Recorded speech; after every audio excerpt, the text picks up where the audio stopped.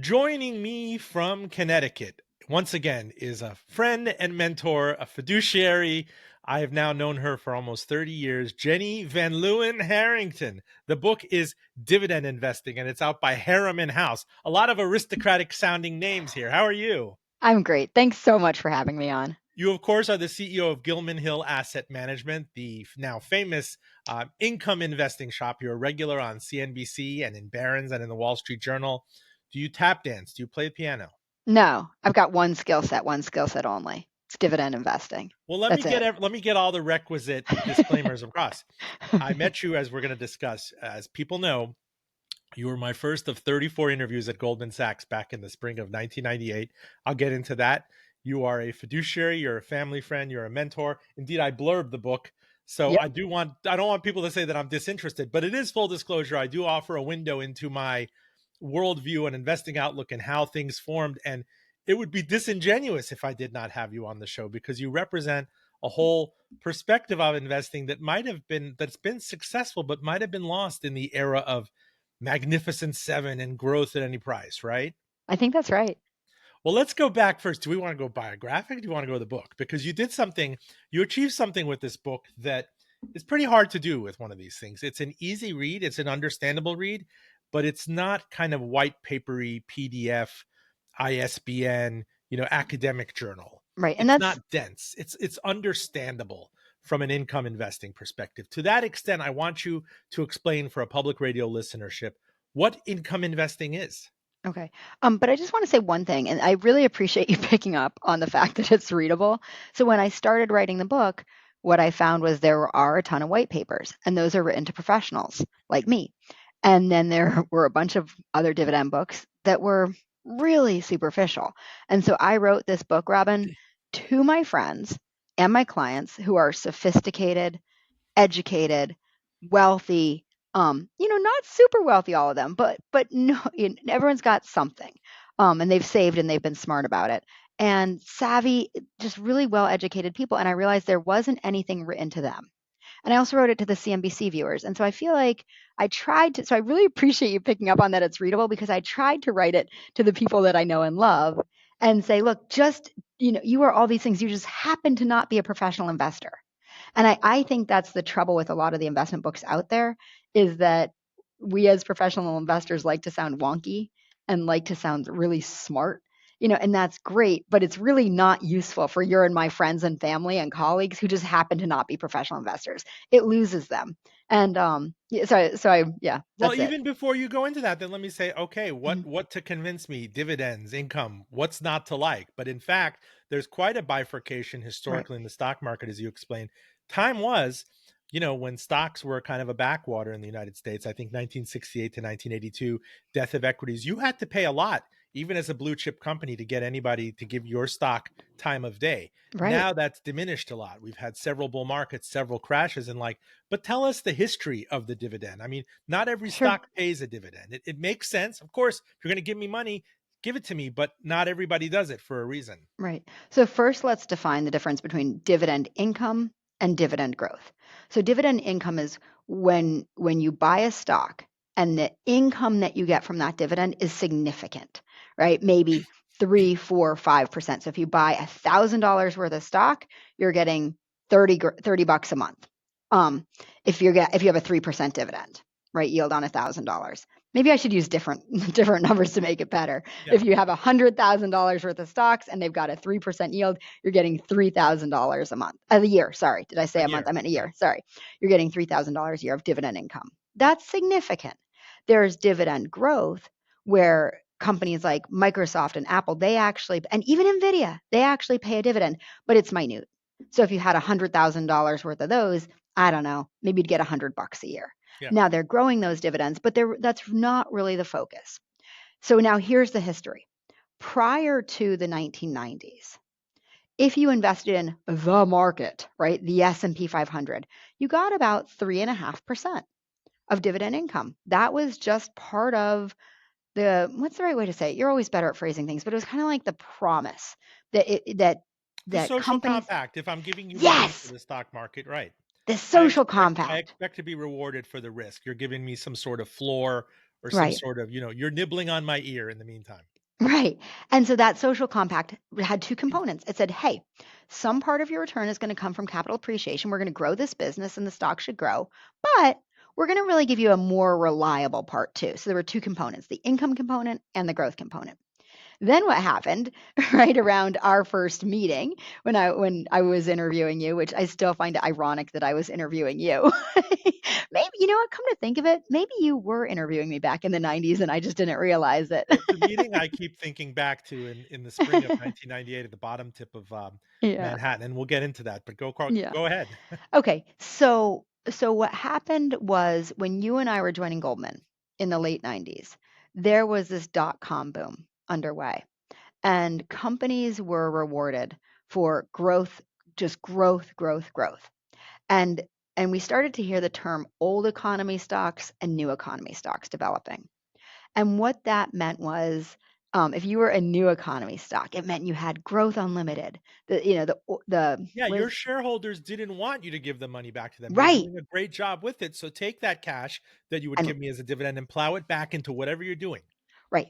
And if you're paying a dividend, it must mean that you don't have any organic growth, that you don't have anything to reinvest that dividend in. So you must be old economy. Sure. So it was almost shunned to pay a dividend. It was a sign of being old economy. And you saw in the 90s, from the mid 90s to the end of the 90s, you saw the dividend on the S&P change from what had historically been that 3.5% yield all the way down to like about 1%, a little more than 1%. And it never really changed after that. So since the mid 90s, if you buy the market, the S&P 500, your dividend yield right now is about 1.5%.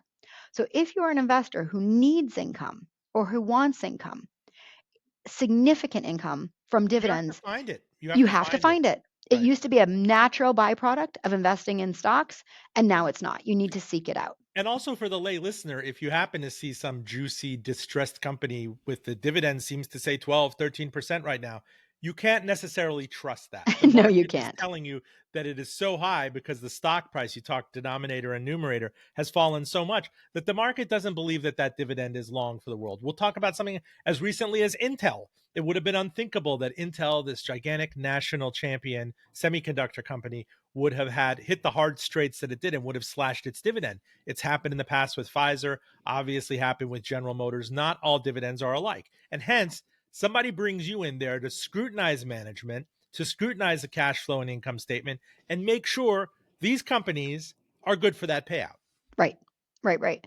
Um, and you know what? Even within me scrutinizing them, I'm still going to have a mistake here or there. This year I've had two mistakes.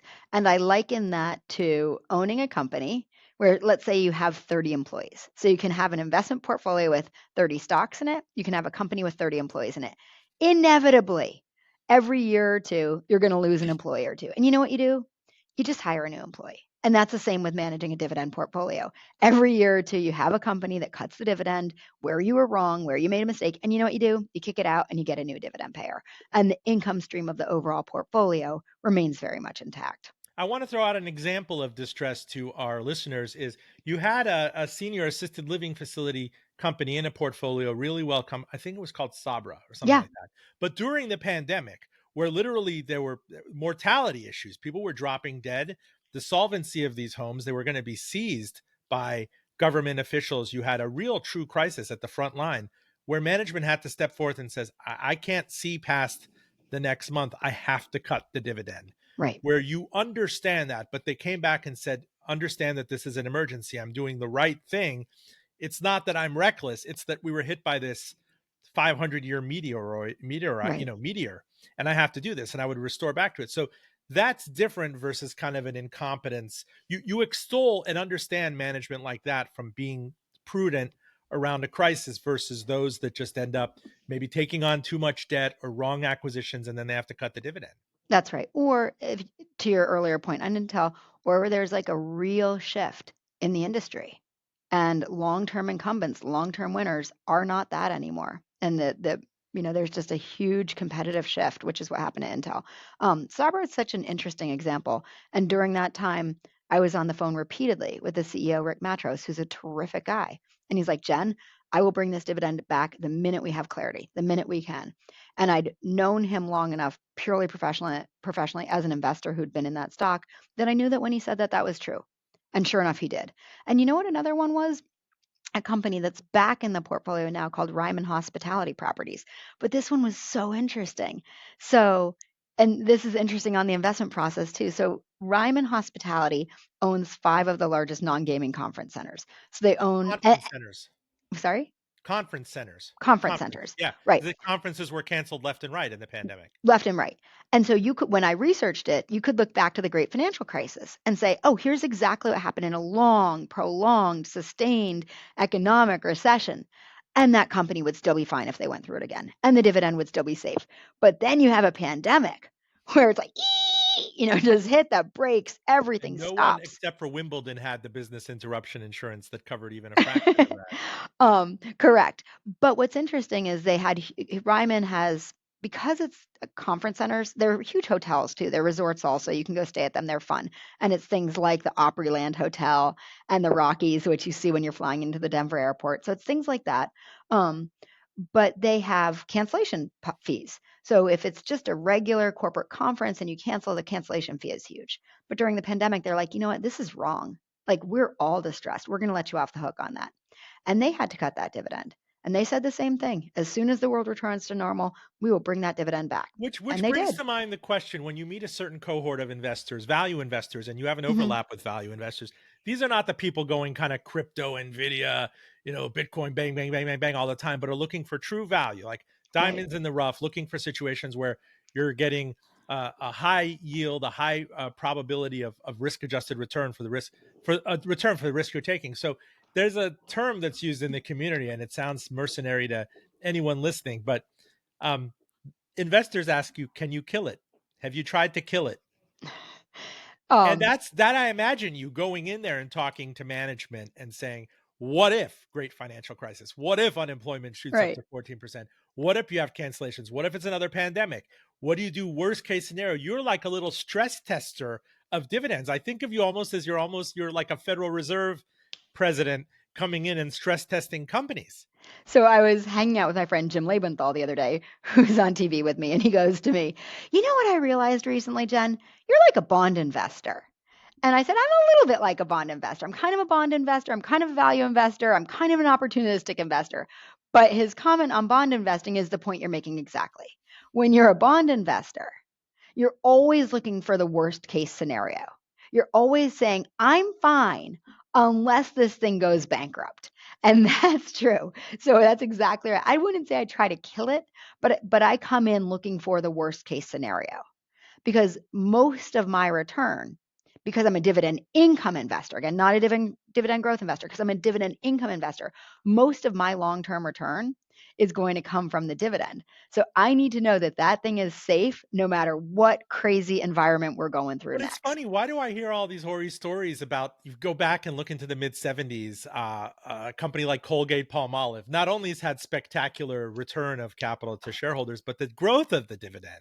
I mean, these are household names. I think of Palmolive. I think of the toothpaste thing, and they've actually made people very wealthy. Or we did a screen. I remember the best performing stock 25 years after the crash of '87 was Fastenal, this little screw company Right. right out of the Midwest. These are not, you would think it would be Microsoft, Oracle, United Health, but the very staid consumer companies. And let's say in defense, going back 80 years, I'm sure Campbell Soup was once a hot investment, and Mhm. canned soup and pickles and high sodium consumer packaged goods were hot.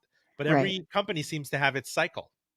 I think that's right, but then I think you can think of a Colgate or you can think of a Procter and Gamble, and those are dividend aristocrats. And the dividend aristocrats are the stocks that have paid and raised a dividend for at least 25 years. But the thing is, they have dividend yields of only 2.25 for Colgate and 2.5% Because they're so good for the money. because they're so good. They get that premium then, valuation. then Jenny, but then something like a Walgreens happened. I was recently at a speakers conference and everything, and this was supposed to be as solid as possible, and it's sold for a take under, I think, to private equity. Things fall apart, things change. Things change, but I think that's a hard thing on Walgreens because I would say for at least the past decade, and it might be longer, the writing's been on the wall about Walgreens not being there. And this goes back to the industry shifts. When we talk about Intel, for the bricks and mortar retailers. The industry has shifted and things change. And there's a chart. Oh, Robin, there's a fantastic chart that Ed Yardeni puts out, and it shows the top 5 stocks in the S&P when they reach a high level. And shoot, I wish I could pull it up fast enough, but I can't. But what it shows you is back when we started, right? It was Exxon, General Electric.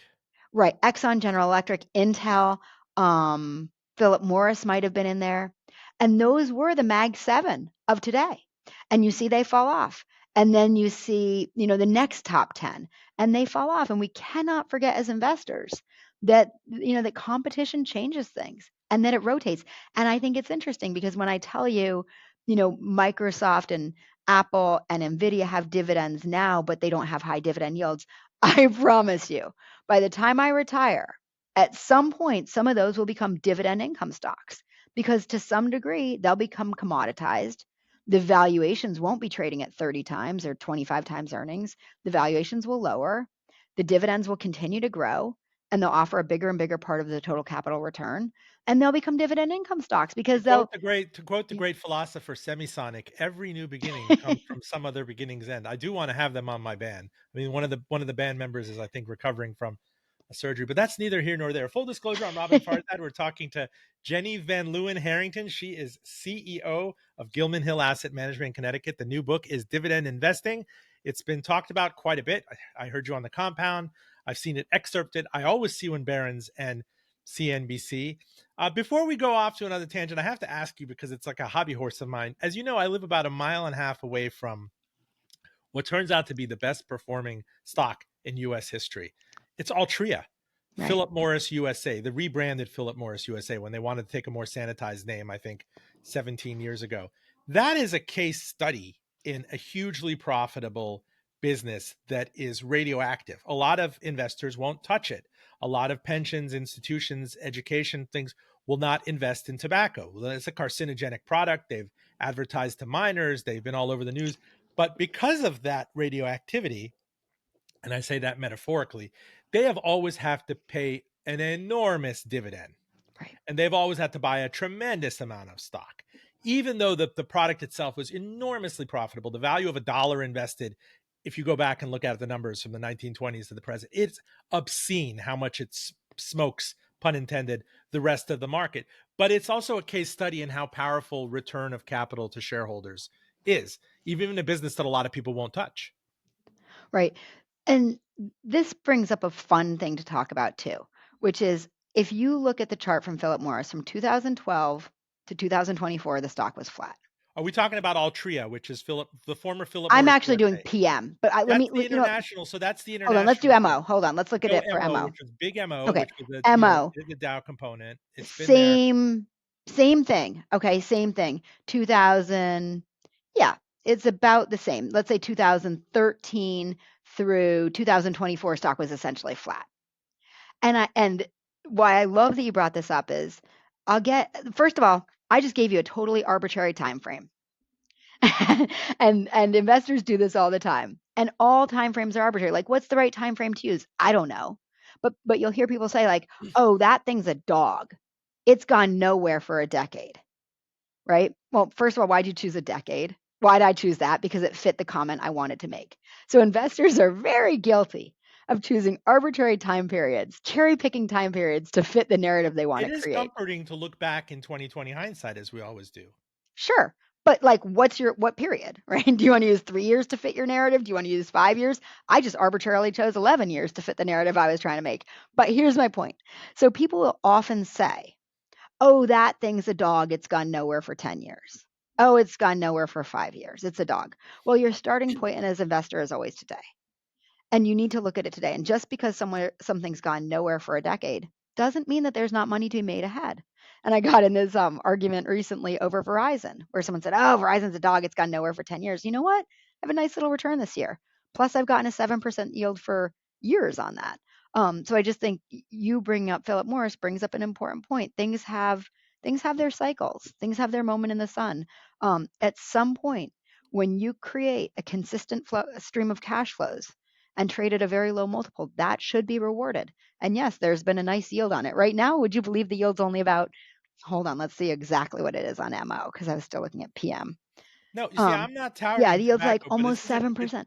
Ah, 7%, and at times it's gone up to 9%. And it's like that's one where you really have to induce people to pay to right, you have to give them money, you have to give them comfort right. to buy that stock. And I'll You tell have you, to make it so juicy and toothsome right, because it is a controversial stock. right. But I'll tell you, I don't hold it in the portfolio. And I don't hold it because I think three-quarters of our clients would be angry holding it. And you don't have to hold everything, right? If it was me just for myself, I might. But I can find something else with as good a combination of yield and growth. I can find something that's not going to alienate and And make what's three-quarters of my fascinating clients. to me is the core business. If nine out of $10 of this company is made out of cigarettes still, which is a really declining business. I Yeah, mean, the adult smoking rate, the teen smoking rate has collapsed, even though vaping and Zyn is problematic. And Philip Morris International bought Zyn. We'll get into that in another episode. But the fact that this company can still navigate a terminally declining business and have price increases and pass that money off to shareholders, and even though the stock has been flat, when you have an extraordinary yield like something like that, there is a class of investors. You think a lot of retirees, income people. There are many Richmonders, there are many Virginians, as you know, right. that have become Philip Morris millionaires. There's a whole how the other half lives element to this, you know? Yeah. And I think you can take that and move it over to oil stocks too. Take that investment construct and move it to oil stocks. Or you could even just say fossil fuel stocks or natural gas stocks, which had a great 2022, a great 2023, less so in 2024, but they were kind of seen as nobody wants oil and gas anymore. That's dying. And I owned them because I said, but you know what? The cash flows are tremendous. And I was just listening to a call with the CEO of Devon Energy yesterday. And they said, right now, we just reduced our rig count in this basin from 16 rigs to 11. Oil And we rigs. have oil rigs, and we have the same amount of output coming out. And that's what Philip Morris has done, right? They've just become more efficient with what they've got. They've eked out revenues, they've raised prices, they've done whatever they've had to do, but they've adjusted to the economy because they have good management teams. And Um, to understand for people, if you own something like, if you own the market, the S&P 500, or even if you own the Dow 30, you definitionally own these companies. mhm. They're not carved out. You end up owning defense, tobacco, oil, retail, Microsoft, United Health. That's the passivity of, being the market, not beating the market. Right. And this is something that I laugh and smile when you talk about it because I manage at Gilman Hill, we manage separately managed accounts. So every client's account is their account. We have about 34 stocks in the equity income strategy, and each client can see all their positions. And I have a handful of clients who won't own tobacco, who won't own fossil fuels, who won't own defense, you know. And so you need to put those restrictions in. But the thing is, they'd be perfectly happy, a lot of them buying the S&P 500 where they'd own them all, they just wouldn't see them. So I think you need to know what kind of investor you are.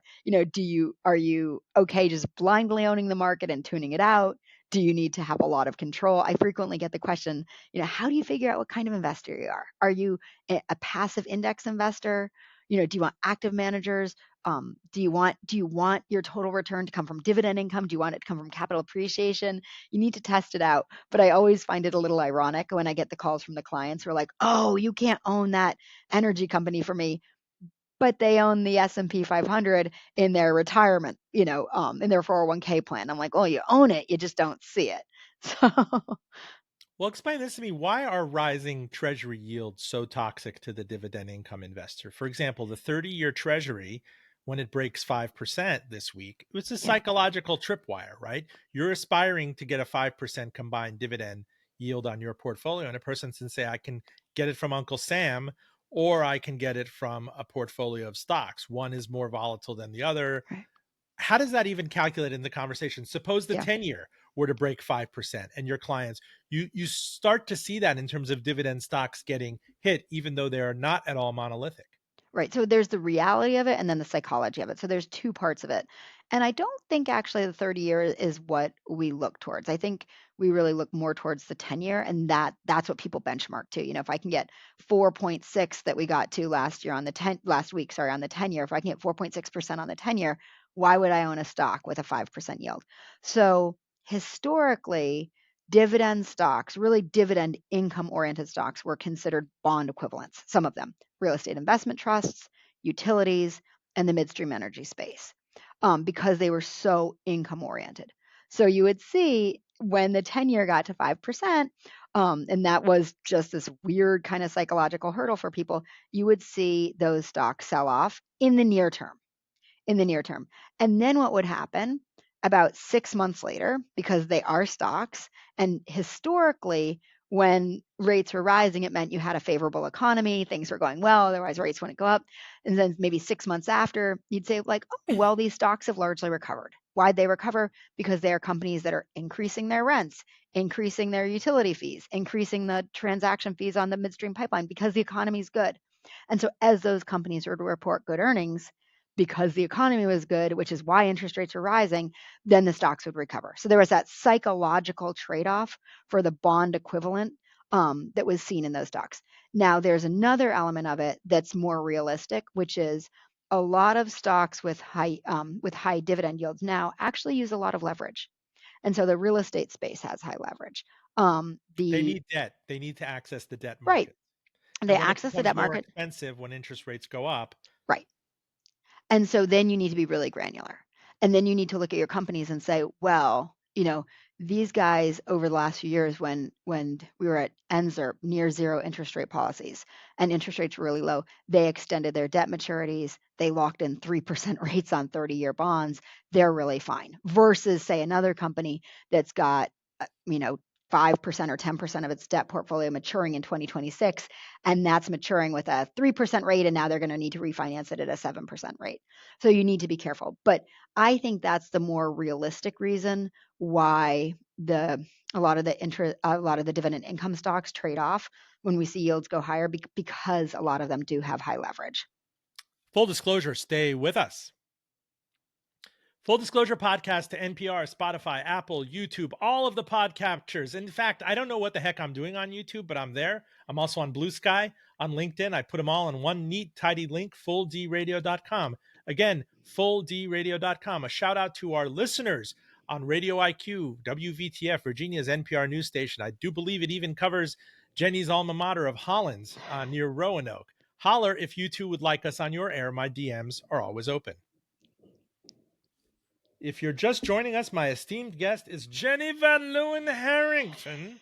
She is CEO of Gilman Hill Asset Management, an income-focused boutique investment shop in New Canaan, Connecticut. The book, fresh from Harriman House, is Dividend Investing. You will always see Jenny on CNBC and profiled in Barron's, which I love. Now we're going to get into some of the backstory. If I were just to take the name, right, and you were listening to this in isolation, Jenny Van Leeuwen Harrington, from the esteemed Van Leeuwen Harrington family, which has owned a seat on the London Stock Exchange for 400 years. They traded the East India Tea Company. You could almost imagine Mortimer in Trading Places saying, the Van Leeuwen Harringtons would not stand for this. But in fact, has nothing to do with your background. I'm saying this by way of telling people, imagine my headspace when I was finishing college in 1998. And I finagled an interview at Goldman Sachs Asset Management in the equities division, and they paid for my train into Manhattan. And I go all the way to the bottom of the island in One New York Plaza, and I'm sitting there at an Aubon Pan with a newspaper, reading like, how the heck am I going to convince these people that I'm worthy of a job? You are my first of 34 interviews at Goldman Sachs, and a job that I got that I absolutely should not have gotten. And then when it says Jenny Van Leeuwen, I was like, oh my gosh, this must be like, Dutch Connecticut royalty, so You are blue-blooded. ridiculous. She's gonna, but can you You are see from ridiculous. appearances? But then, No, I so can't. what happened is I go up to One New York Plaza in this intimidating trading floor, and you're there, and you have my resume, and you're the most disarming person. We end up talking about sushi and horses, and I keep thinking back to that meeting, because what if it was an austere person? What if it was one of these prep school stiffs who wanted to keep me out of a system like that? But you made it great. You made it understandable for me, just like this book. And then you had the gumption to endorse me to this partner, right? Who was my next interview. And hence, I worked on Wall Street for 2 years. I was terrible at it, but I learned a lot. And here There's we are no talking. way. You were not terrible at I it. was You're awful. ridiculous. I failed the Series 7 the first time around.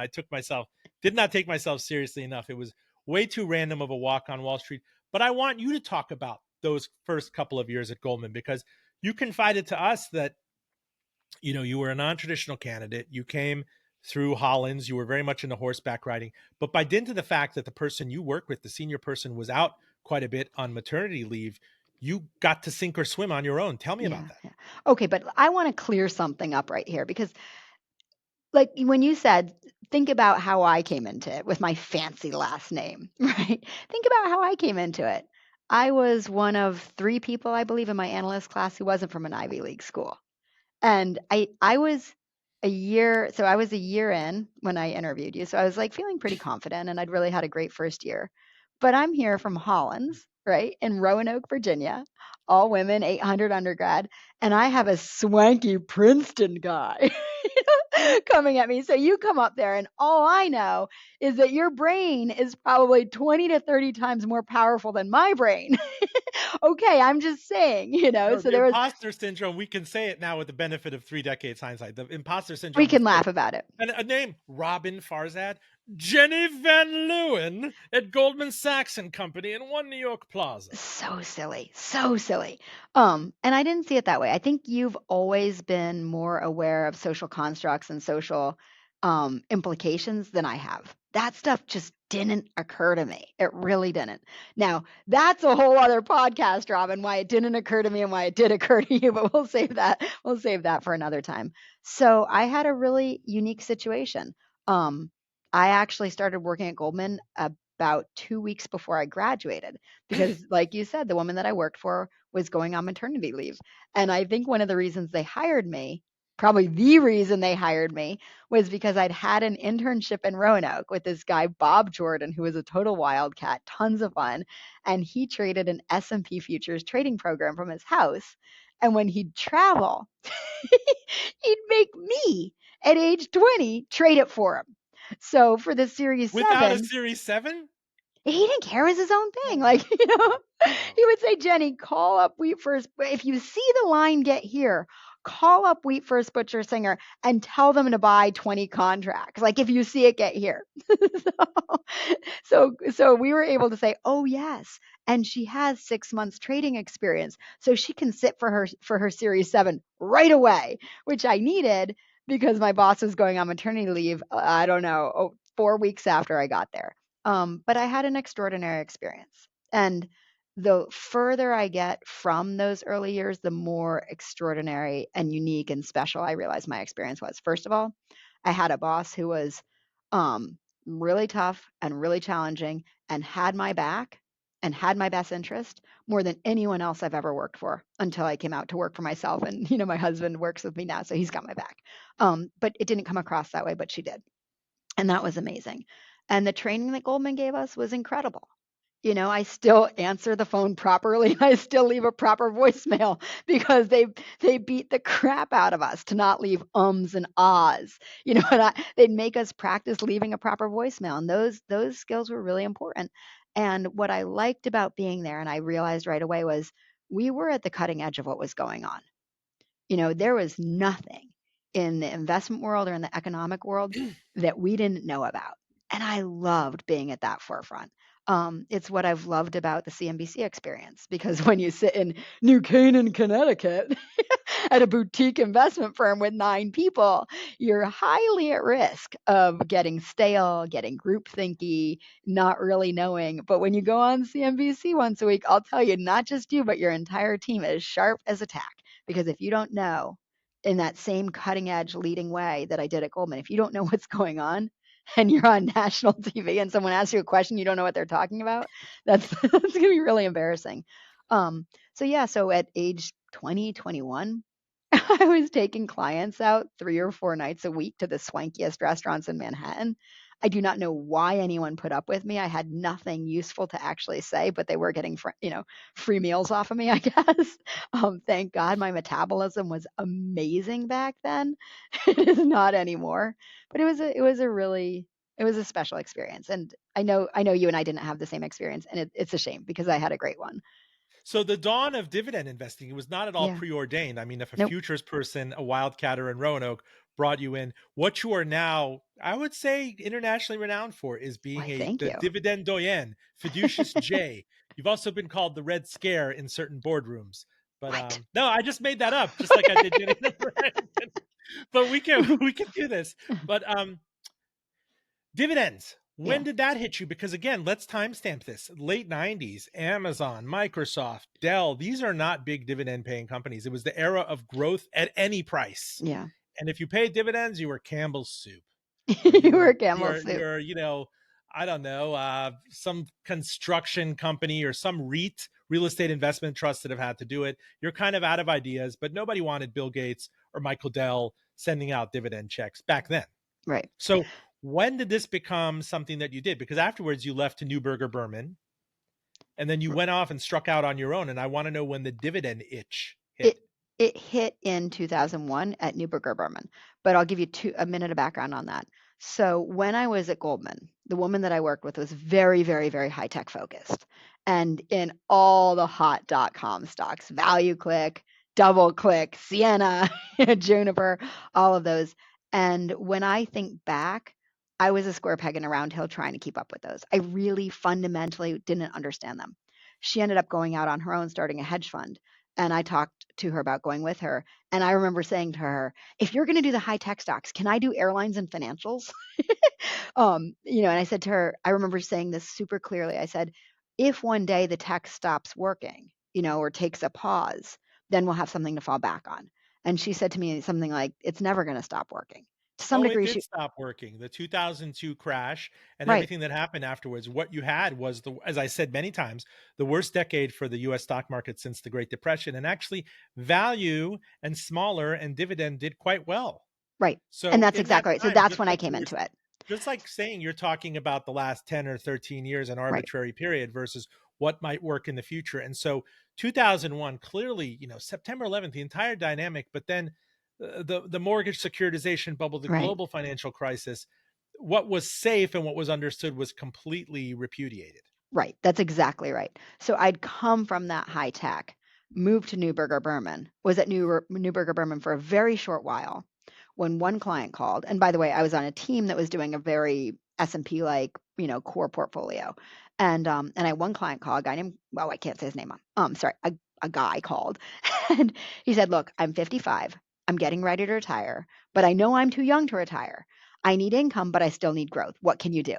So I took just this one portfolio and I transitioned it to still be a kind of core S&P like portfolio, but with the objective of those stocks in it having a 5% or better dividend yield. And it took off because it made sense for him. And there were tons of these retiring demographics. And it took off because it was 20% in real estate investment trusts that had been left out of the .com boom, but boomed coming out of '01 and on. It made sense it also had utilities. It also had the midstream energy space. All of those did very well. So you had two winds at the back. You had the wind at the back of the market supporting what really hadn't worked and was starting to work for the next decade. And it also had this huge demographic of investors who needed income. And don't forget, in 2001, at that point, the 10-year treasury, getting back to that, was about 5.5%. And where did it go for the next 20 years? Down, down, down, down. Nowhere but down. So it became harder and harder to find income. And I'll be honest, I don't think it really occurred to me, even though the strategy did well, it did so well that I left Neuberger and went out on my own in 2006. And I had, just a few tiny little, like nothing client. I don't mean that in a derogatory way, just in a non-competitive way. Like a few tiny little clients follow me, a couple of friends follow me, restarted it here at Gilman Hill. But it really didn't occur to me until 2009 what the greatness of the strategy was. And I talk about this early on in the book too, and I've told the story a million Yeah. times, and I see this client every year for dinner. But we were in the great financial crisis. Everything was terrible. I was 13 and a half months pregnant. I'm kidding. But I was very pregnant with my second kid. And the market was awful. And I called up this one client and I said, hey, I've been calling you for weeks. We can't rely on the market. I can't rely on history. I have no idea where to guide you. I don't know what could happen. The market's down 60%. The S&P was down 60% from its high in March of 2009 when I made this call. And I said, all bets are off. I don't know what to tell you anymore. He said, Jen, is my income safe? I'm like, yeah, your income is fine. And he said, I'm fine then. Like, go relax, chill Why out. did you say that your income is safe? Because it was. And by the way, one of those stocks was Intel and one was Johnson and Johnson. And when we were talking before about if you buy $100 or $1,000 worth of stock and there's a 3% dividend, most of these companies that we invest in set the dividends so that they can go through any economic environment and not need to change that dividend. But this was an economic environment in which you're telling a client all bets are off. I mean, that's All true bets are off capitulation. on the share prices. So But this, but the interestingly enough, underlying, yeah, the a underlying concurrent businesses were a concurrent okay. thing that happened with me. I Mhm. swear it's not name dropping. It's more of a Forrest Gump thing that I found myself, going from Jenny Van Leeuwen Harrington's desk and 10 years to what happened in 2008 and 2009 is I'm the markets editor at Business Week, and there's a long line outside my desk of older people, copy editors, arts directors, and like saying that they want to liquidate their company 401k. That kid, I don't know what I'm getting into because their parents survived the depression. And one said, we could plausibly be eating in a bread line in 7 to 8 months. I'd rather have that cash right now. In fact, a major bond manager said I put $10,000 under my cushion, right? Which is like, it's a wonderful life type behavior. The same time, I'm profiling Jack Bogle, the founder of Vanguard and the index fund, and we're taking a metro liner from Philly to DC, and he's telling me that he would absolutely be invested in the markets. This was the obverse of what he saw in 2000. There was such panic.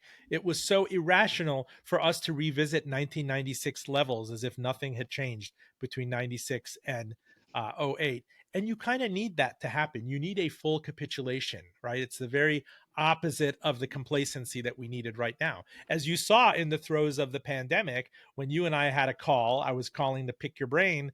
You were spatchcocking a chicken. I'll never forget this. And something like an Exxon Mobil, I think, was yielding 12% because somebody thought that the ironclad balance sheet of Exxon Mobil at a time when all these oil tankers were idled out at sea, oil was trading effectively at zero because you couldn't give it away. All bets are off, but you have to have a clear enough mind or a discipline, as they taught you in Goldman, to always communicate Mhm. and always be assessing your best options. Tell us about that. So I love that you remember that I was spatchcocking that.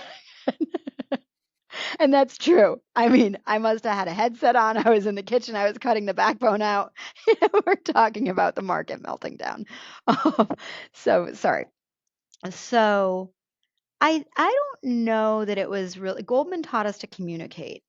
I don't know that it was really Goldman where I learned to, you know, step back, erase it. I think that was a little bit of working at Keefe Managers, a little bit of working for Laszlo Barini, a little bit of working at Goldman, a lot of working at Neuberger Berman, lot of credit goes to Bruce Greenwald at Columbia Business School and going through Columbia Business School. And one of the classes that Bruce had was this incredible value investing class where every Tuesday and Thursday night for a semester, he flew in some of the best investors from around the world just to talk to us. And you hear that and you develop even if you're young, you develop an understanding of market history. I always revert back to that John Templeton quote that says the four most dangerous words in investing are this time it's different. And so on the one hand, at the micro level, each time it's different. April after Liberation Day was different, the pandemic was different, great financial crisis, all the things in between. At the micro level, it's different. At the macro level, it's not different. And the reason it's not different at the macro level is because humans are remarkably intrepid. And whatever goes wrong, um, I know that I'm going to be driving somewhere. What kind of car it's in, who knows? Like it might be a Waymo, it might be a Mercedes. I don't know, it might be a Ford, who knows? But I know I'm going to be driving somewhere in 10 years from now. I know the lights, they might be they might be LED lights, they might be incandescent lights. I don't know, but I know lights are going to be on. So at the micro level, things change. At the macro level, things don't change. Humans just march on relentlessly, and I think that's where you have the confidence. But it is a long journey to get there, and it's a mosaic journey of like learning and learning and learning and being through these things. I would have been in the John Bogle, or I was in the John Bogle camp. And when I was saying all bets are off, I didn't mean that I thought Intel and Johnson were going bankrupt in 2009. I meant the share prices are down 50%. I can't look to what happened in the Great Depression and tell you we can use history. I meant all bets are off. The share prices are down 50%. They could be down 70%. And then something like the pandemic, which was brutal, the 33% sell-off in the throes of the Yeah. pandemic, but very short-lived. Right. As you know, there's always the ASM. You talk about the relentless march of humans. It's also the relentless march of the Federal Reserve to flood the plane with trillions of dollars, and tax policy, and the government effectively nationalized business and interruption insurance there. You and I could not see that in that fog, in that panic. Do you know where I was headed when you were spatchcocking that chicken? I'm going to tell you. I was headed to, we have an outpost of Tom Leonard's here in Richmond, and I was going to buy some Brussels sprouts and salmon, and I had 3 medical masks on, a bandana, right? And a Def Leppard shirt holding them down in the back. I had a hat. I had double latex gloves. One was blue, one was clear. And I had all the Purell, all you can eat Purell, which was like bootleg Purell. And then I walk in the front door. I kid you not. And I was like, do you have any salmon? And, we didn't know. We didn't know. We were fist bumping. We were going back and forth. And in that moment of weightlessness, I knew we were going to think back to it. I knew we were going to have this conversation one day. It Yeah. seems clear in hindsight, but it was anything but. At the But the moment, only school was actually, but canceled. We didn't know who was going to die. yeah. But if we think back, like the only real difference, right, is that you were wearing 12 layers of masks because you still drove to the grocery store and bought food for your family. Yeah, but like And a we like still a used our like a AT&T and Verizon Chernobyl, cell just like a service. Chernobyl employee, with the great meltdown, like not knowing. Like the Yeah, family's like, that's what was so "Are you scary. gonna be okay, son? Are you Yeah. gonna be Yeah. okay? Do you have salmon?" Really, I I could just feel like, you know. But I don't digress in this. I think that it's instructive because nowhere did they teach us in business school, in risk management, anything. Nobody was really studying the pandemic. I don't think doctors were studying the great No. Spanish flu of 1919, 1920. And it wasn't very instructive in this case because the market, the Fed, everything was so vastly different in 2020. Right. And so this brings up another point, which is I think why it's hard and a unique personality that makes a good investor. So I often reference my mother-in-law, who is a wonderful person who I love. And she worked for Social Security for her whole career, where every day was, very predictable. And whenever the weather's on, my mother-in-law laughs and says, "Ha ha ha, they're always wrong. Wouldn't it be wonderful to have a job where you could be wrong half the time and still stay employed?" And I think to myself, actually, it's really hard. And it's quite a talent to be in a profession where you're comfortable with being wrong so often and know that you can still do wrong. That you can still do well. To be wrong and that know that you can still do well. Because it's not easy to get the lights kicked out of you on 2 of your stocks, cutting their dividends this year and being down 30+%. Like that is hard to not lose your self-confidence. It is hard to rally and sit back, and say, "Hey, this is just the way it goes." I think it's a unique skill set. I find that doctors and engineers, they are in those professions because they need to have total control, I think is probably the right way to think of it, the total control of the situation. They're in professions that leave no room for error, and that appeals to them. Like it is not easy to be in a profession where you can never know everything and be comfortable, knowing as much as you can know, controlling as much as you can control, and then just not being able to control stuff. April was a perfect example of this. I think April of 2025, kind of post Liberation Day, I think it was about the most intense month I've ever had professionally. And it turns out that from a trading perspective, it was one of the 6 most volatile periods since I believe like 1950 when they started tracking these. I just read an interesting study last week that said, it was like 1987, great financial crisis. I think it was Asian debt crisis in 1987, right? Yeah, 1997, great financial crisis, and then April 2025 really was up there. And what was tough about April 2025, which in some ways was even more intense during the pandemic, was the quantity of information that we were trying to assimilate, understand, take in throughout the entire month. During the pandemic, it was scary and horrible, as you just said, but there was frankly limited information coming our way, which is what made it so scary. There was none. April 2025, you know, you're getting insane amounts of information, and it's your job to try and assess them and figure out how not to lose money for your clients and protect their investments and make smart investments for them at the same time. And so I hit a point maybe in the 3rd week of April where I realized, maybe 3rd or 4th week, where I realized there's nothing more. there's nothing more I can do. There's nothing more I can know. The information changes so fast, it's eradicated within 20 minutes. All I can do right now is respond. And so it's an interesting career in that you go from trying to take in and understand and, assimilate information over and over to just saying like, oh, now I can't do anything. All I can do is respond, and I need to respond consistently, professionally, with discipline in the way that I've been trained. But to be able to flip those switches, it's not an easy thing. I think investing is very, very behavioral, psychological, and deeply philosophical. Jenny, when I was reading your book, again, it's Dividend Investing. We'll hit it one more time before we leave. Thank you. You explain the methodology of screening for companies, and you have to be asked at all these charity functions and cocktail parties now how and when you're going to use artificial intelligence writ large. I mean, it's one thing to throw these into a Bloomberg terminal, which costs 20, 25 grand a year, and screen out companies and find diamonds in the rough. And again, you're dealing with some esoteric companies. I'd never heard of triple net lease REITs before you, or certain areas where you find income or the esoteric taxation on master limited partnerships. But now you can go into a chat GPT, or you can go into something and screen for companies, and these companies can, the crawling that happens with these NVIDIA powered GPUs can pour through just ridiculous tonnage of balance sheets and income statements and stuff coming through. Is that going to change the Yeah, benchmark? Is that going to change the business? Is that going to I change your think so. screening? I don't know how, but the answer is yes, and it'll definitely change the process.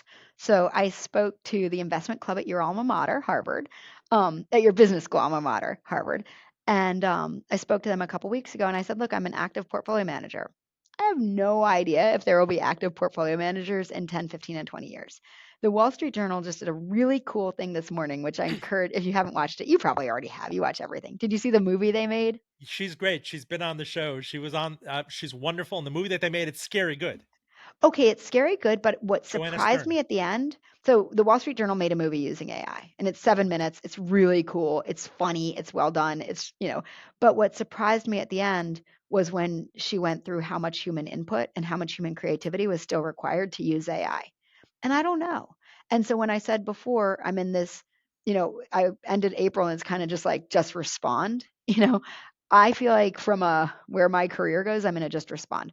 What I know, which is what we touched on before, is communication is critical and human to human, one on one, real. And I think that won't be able to be replaced. But we are very, very, very actively using AI here right now. And we're using it to feed in transcripts and say, where were the language changes? And I just bought Ethan Allen for the portfolio. Now we all know Ethan Allen. It doesn't need an explanation. It's a furniture company, but it was pretty amazing to go in and by the way, we'd researched this. My analyst Jake had told me this 30 times. I couldn't remember it, and I didn't want him to be disgusted with me for not remembering it. But so I go in and I'm like, please remind me how much of Ethan Allen is manufactured in North America and how much in the US. Bam. Right. I didn't need to read through tons of annual reports. I didn't need to read through analyst reports. I didn't need to call the company. I didn't need to embarrass myself by asking Jake for the 100th time. And it says 70% is made in North America, 40% of that is 45% of that's made in the US. And then I said, okay, and then it's wood and fabrics. Where are those sourced from? Bam, it tells you that instantly. And then I can say, how about for restoration hardware? How about for Bassett Furniture? How about for Leggett and Platt? How much, and then you can start to see. And I know Wayfair doesn't manufacture, but Wayfair, where are those goods that they sell manufactured? Oh, they're all manufactured in Asia. And you can understand it so quickly. Um, I bought a convertible preferred for the portfolio.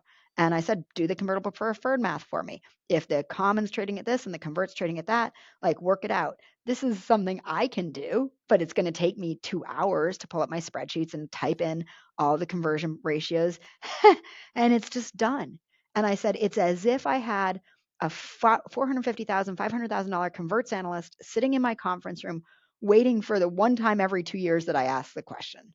And it was extraordinary. And I think I was able to move on that because I already knew the research side on the common on microchip, but I just needed the converts math to be worked out. And it said, oh, by the way, think about this, think about that. Here's some upside risks, here's some downside risks. Most of them I knew already. I felt great having it confirm that I was thinking about it correctly. So AI is extraordinary. And I've said here, I'm like, I think it's made us each into three of our regular selves because we can move so quickly. But I don't know how it's going to change it. One thing I'm going to do for fun, we'll see how it works out, is I'm going to have it start to generate a portfolio. And I might carve out, like from my retirement account, little chunks, because I think you should run it with real money. Paper portfolios just don't work as well. And I might, run an AI model for, I don't know, maybe like above a 5% yield, an AI model for above a 3% yield. I might rebalance one every 6 months and rebalance the other one every 3 months, and I'll just see how they work. And we'll see if they beat me. But I think I we're going think to the need to. best contraindicator would be just buy the market when Jenny Van Leeuwen Harrington is spatchcocking a chicken. I think that's the lesson of this conversation. Okay, Jenny Van no, Leeuwen Harrington, the book is Dividend Investing from Harriman House, not to be confused with Van Leeuwen Harrington, which is not what you think it is. But let me say, because I effuse, as you know, I'm a warm person. I'm grateful for your friendship, for your mentoring, for you being Fiducious Jay, for you being in my life for the better part of 30 years, for answering the phone in a time of crisis and holding my hand through many crises and many moments of euphoria. You were there at my first live show after a trying time, and it's really crazy how the world brings two non-correlating assets together. it sure is. I love our friendship. Thank you, Jenny. Jenny Van Leeuwen Harrington, CEO of Gilman Hill Asset Management.